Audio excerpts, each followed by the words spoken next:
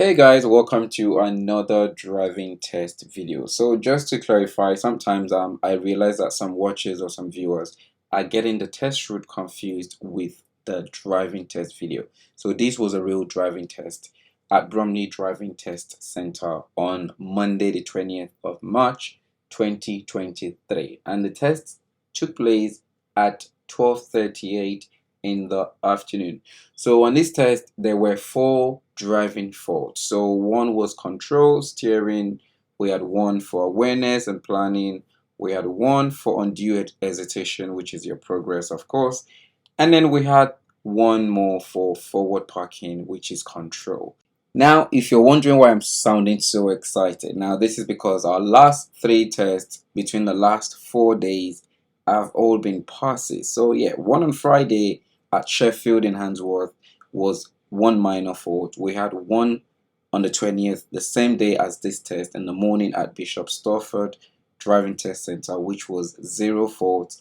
And then we have this one at Bromley on the same day, 2 hours after the one of, sorry, 3 hours after the one at Bishop Stortford, which was four minor faults. So it's been great. So that's why I'm excited if you're wondering. So let me just explain to you what the faults are. So the first one is control, and this is your ability to show that you can use all the car's primary controls smoothly and at the correct time. Now this includes your accelerator, your clutch, your gears, brake, handbrake or your parking brake, as well as your steering. And keep in mind, this could be either while you're driving on a normal time or during your maneuvers, so your forward parking or your reverse parking and all that. So keep this in mind, because sometimes you might see control and you wonder, oh okay, when was that? And that's just the reason why. So keep that in mind. Now let's go to number two. So number two is awareness and planning, and this is your ability to show that you can anticipate other road users' actions and potential hazards, react in good time, not at the last minute. So imagine this as your hazard perception in your theory test. And I would also add another to it, which is reacting appropriately. So imagine those situations where you see someone walking to the middle of the road into the island and you start to stop unnecessarily because you think they were going to cross, or you just feel like it was necessary to give them way. So here are those situations where you've got to be able to anticipate correctly and make the right decision, do them in the good time and not at last minute. Furthermore, you should have also shown extra carefulness around more vulnerable road users, and this includes motorcyclists, cyclists, horse riders, and pedestrians. So this comes to, when overtaking cyclists, making sure that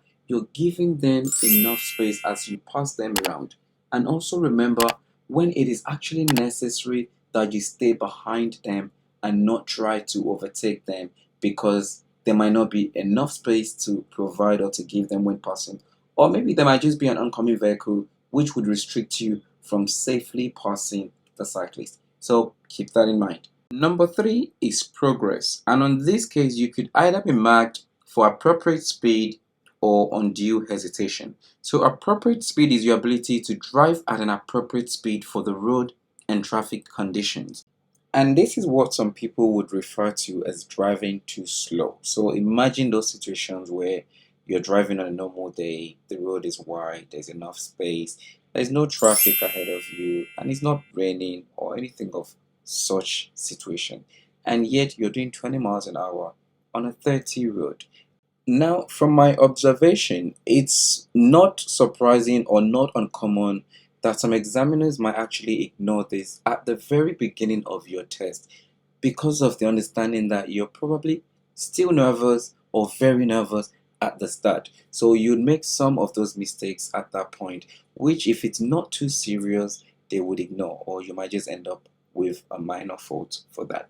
But then keep in mind that if you consistently do this, or you do it for too long of a period on a same road, then it might just become a serious fault, because then at that point you start holding back traffic. Now, undue hesitation, on the other hand, is your ability to maintain progress and not hesitate and slow down when you did not need to. Now, a very good example of this is braking unnecessarily, and sometimes this can happen when you just zone out.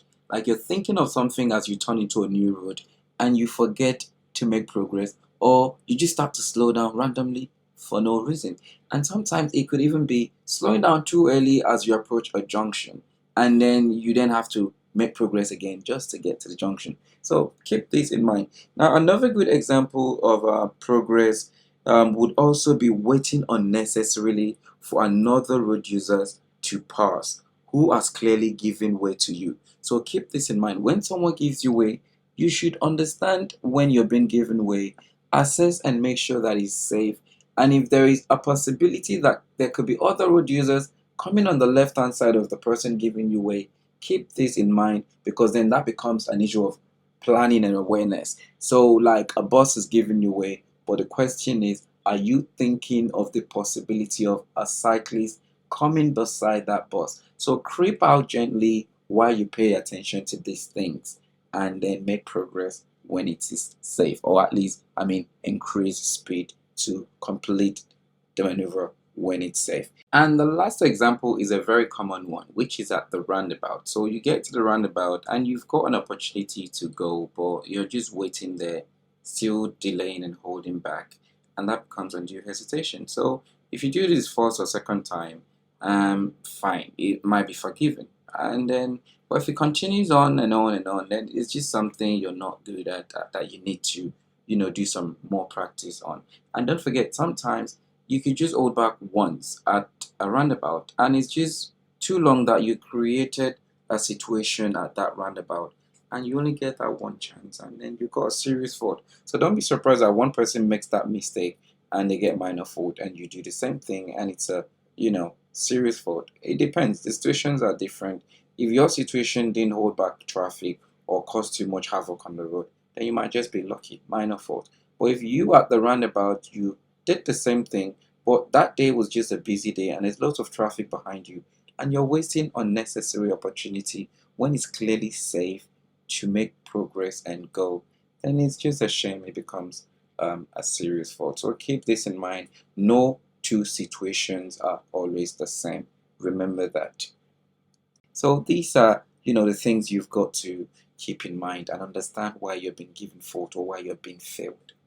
So now they're at the car park where they're going to be doing a forward bay parking. So we're going to just pay attention and see how that goes. And then after that, I'm going to explain number 4, which is the last minor fault that was given on this test. So on this particular maneuver here, the learner did get one minor fault there for control.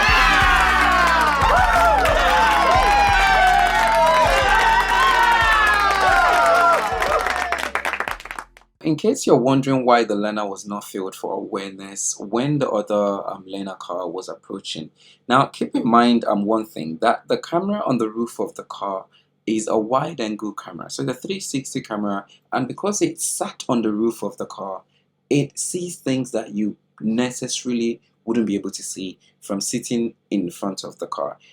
And as the learner observes around before reversing, they probably wouldn't see that vehicle.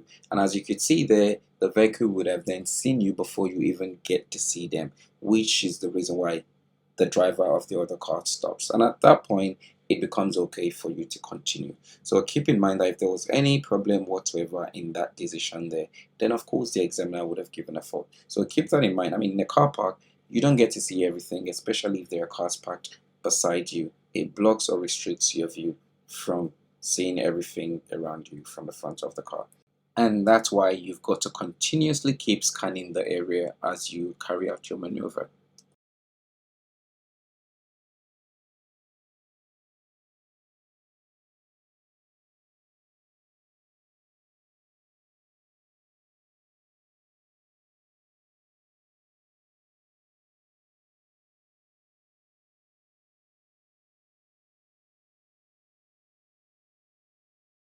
Now you've got to be very careful of situations like this at the junction here. Now, as a driver got to the junction, the bus approaching from the left to the bus stop seemed to have slowed down in order to give the learner an opportunity to go through at this junction here.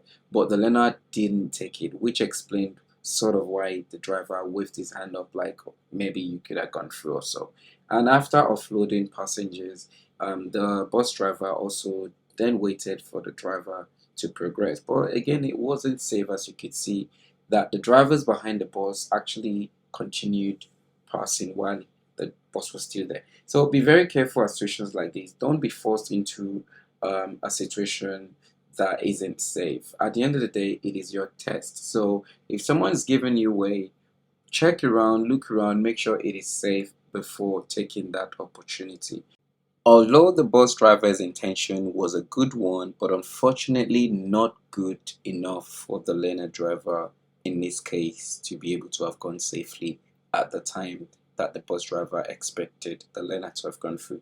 Now, if you remember or watch back to the video, the two times where the bus driver wanted the learner to have gone through, bus driver was probably looking at the mirror while passing the driver, but not realizing or seeing the car that was coming in front on the right hand side of the learner driver. And then on the second time, the car behind was just about moving off as the bus driver was saying, come through, come through. So be careful and keep this in mind. Don't rush yourself. Don't let someone,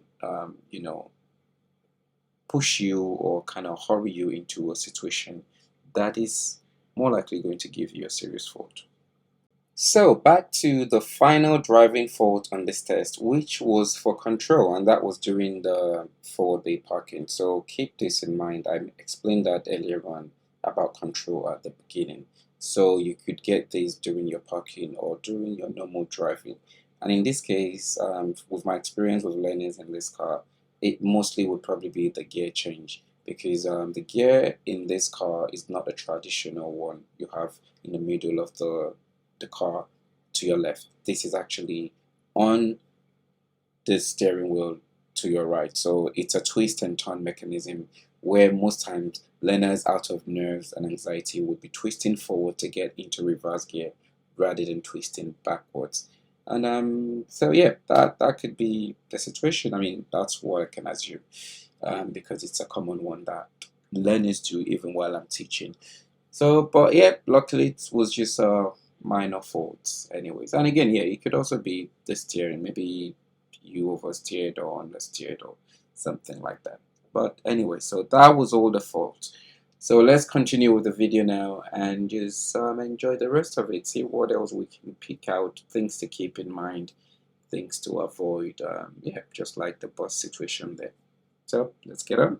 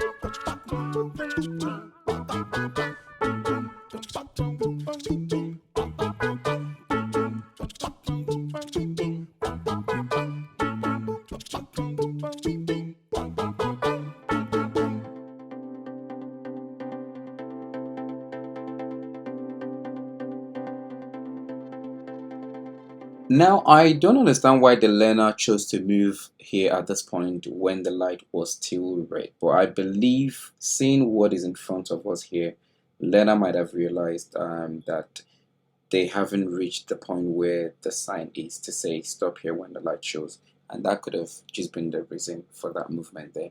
But unfortunately, there was a car now approaching when trying to do that. So, but it wasn't a case of crossing the red light or anything. So yeah, that's probably my best explanation to that from what I see in the video. So, which is also the reason why there wasn't any fault given at that point. So I believe that would have been the case.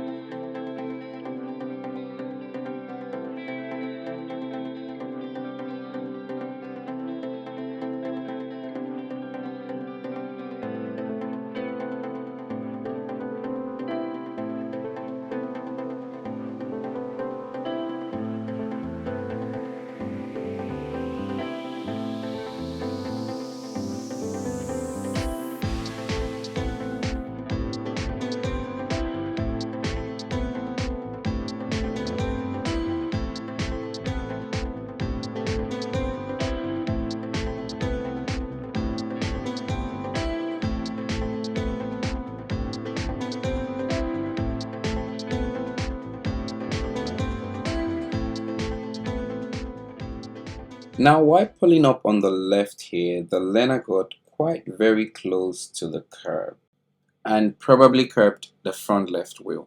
Now, this can happen to anyone while you're trying to get as close as possible to the curb on a narrow road like this when you're asked to pull up on the left, or even on a normal daily driving. It happens to even the most experienced drivers of all. But the thing you've got to keep in mind here, though, that changes everything is that while you're coming to pull up on the left, if you're not reducing speed enough, that changes everything, because at that point, I, as an examiner or as an instructor, becomes a little bit worried as you get closer to the curb. And this is where examiners might break you or, steer the car away from the curb. Because if you hit the curb at such speed, then it becomes dangerous. So this is why it's important. So keep it in mind, if you're pulling up on the left, reduce your speed well enough on time as you get closer to the pavement so that it's comfortable and feels safe enough, even if someone sees you getting close to the pavement, and won't have to take reaction. So yep, that's the case here if you're wondering, because that could be my only explanation to that. It happens a couple of times. Even as an instructor, I have kept my wheels, even though we try not to do that.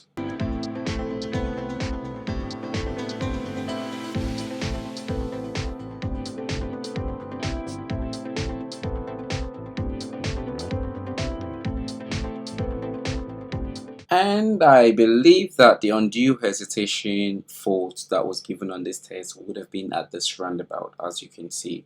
After that white van, it was safe to continue, but the learner hesitated before then continuing through the roundabout.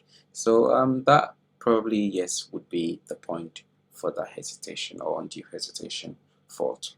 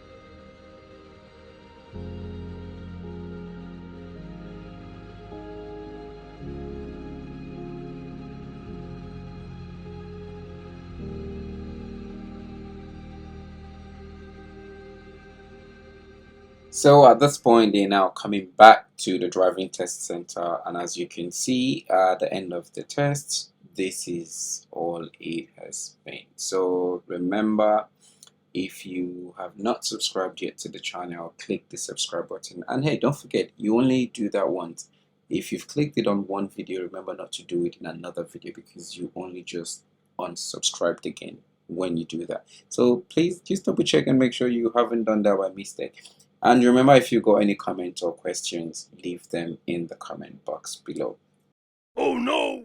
And don't forget, like the video, it would help get the video to other learners as well. So that would be all. I wish you best of luck with your driving lessons, and most of all, your driving test. And stay safe on the road. I'll see you in the next video. Peace.